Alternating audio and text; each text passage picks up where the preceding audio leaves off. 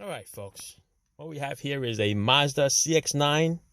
We are going to do the rear brake pads and the rear brake rotor change.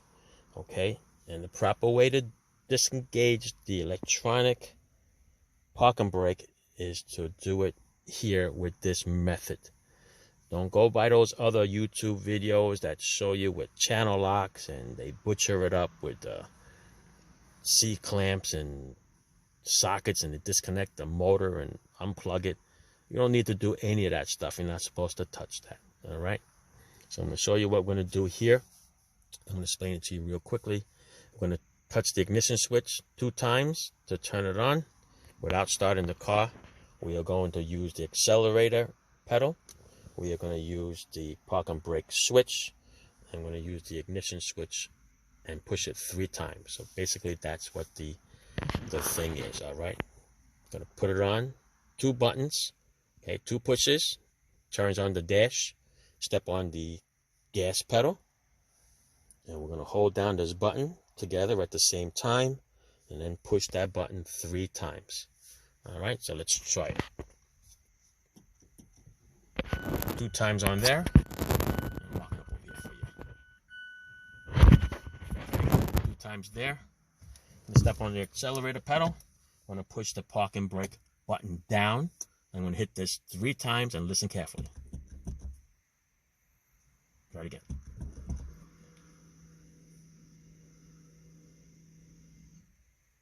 Did you hear it? Okay. Now they're disengaged. Now you can do your brake pads, you can do your rotors, and all that stuff. After that's all done, and put it back together, we're going to do it pretty much the same way. We're going to reverse it.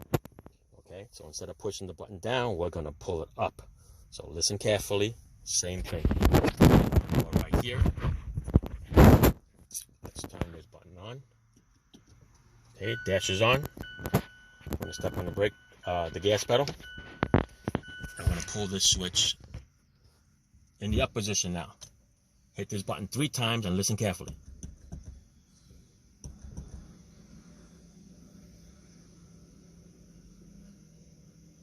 Did you hear it? It's kind of hard to hear, but yeah, it's disengaged. All right, now just go start it,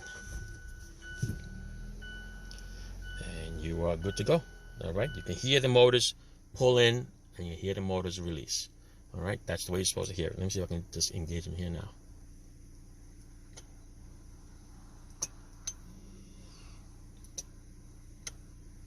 See,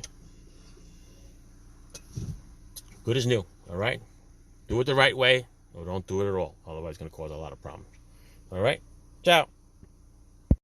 All right, for all you folks that's getting bad advice on YouTube about this electronic caliper on a Mazda CX9 2016, 2017. All right, the proper way to do it, like I said, is to retract the motor by using the method that's in my previous post. Okay, you don't need to grab this with a pair of channel locks and twist them in like the old days. You just need to just push them in normally, like if though it's a front caliper. Okay, if you don't do that, follow that other people's advice, dismount this, you disconnect that. It's crazy, man. You guys are crazy. All right, do it the right way. Let's do it on this side. I'm going to show you. All right, let's walk you around. Like I said, CX9 Mazda, rear brakes and rotors. All right, like I said, take off the 2 bolts over here, then this whole caliper system should come out.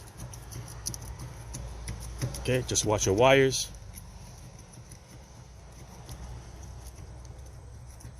Oh, I'm gonna need 2 hands here to lift this up a little bit. Let me get it out for you first. So once it's out and the electric motor is retracted, this is just a regular piston. You just push it right back in. Whatever tool you have, somebody uses a C-clamp. There's a special disc brake spreader you could buy at the store. I got this one here. I believe it's made by Lyle. Okay, it's just gonna go on here like that. Okay, we're just gonna squeeze it and it should be easy peasy. Okay, I'm doing this with my left hand, which I'm not left-handed. See how easy it goes in? Okay, just like a front caliper, people. Okay, stop listening to that advice where they take the bolts off over here and disconnect. Oh my God, I said don't touch the caliper. There's nothing wrong with the caliper. Okay, do it the right way. That's it. All right. And of course, you guys already know how to do brakes and rotors. Otherwise, we wouldn't be here. All right. So after you take the bolts off the caliper, you push it back in. There's a size 17 nuts in the back. Caliper comes out. Hit the rotor with a nice sledgehammer, right here, and the thing will come right out in your hands. All right. And then don't forget brake cleaner. Clean everything up. Change these clips. Brake pads should come with clips. If you buy the cheap pads, it's not going to come with clips. All right, so wire brush everything, change the freaking hardware, change the brake pads, do the job the right way or don't do it at all. Okay, that's the way I look at it. All right, that's it. It's easy. Let me show you on the other side in case you guys forget. All right, back around this way. There it is. Rotor's off, caliper's off. Just waiting on parts. It has to be ordered. Look at the brake pads here. Look how they're worn out. See that groove? Yeah, that's from the rusted rotor. That's where the squeaking noise is from. There it is, okay? The brakes are only working pretty much on this part of the surface. Over here was hitting the brake pads. That's where the little squeaking noise is, all right? Sounds like nails on a chalkboard. All right? Brackets come off. That's it, just waiting for parts, all right? Thanks for watching, folks. Ciao.